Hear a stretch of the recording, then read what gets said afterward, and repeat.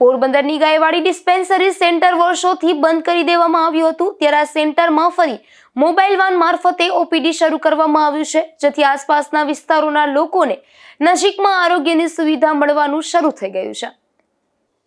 પોરબંદરની ભાવસીજી સરકારી હોસ્પિટલ હસ્તકના શાહી ગાયવાડી ડિસ્પેન્સરી સેન્ટર તેમજ બ્લોક સેન્ટર દવાખાનું કાર્યરત હતા, ત્યારે ગાયવાડી ડિસ્પેન્સરી સેન્ટરનું બિલ્ડિંગ જર્જરિત હાલતમાં હોવાથી ઓપીડી બંધ કરવામાં આવી હતી.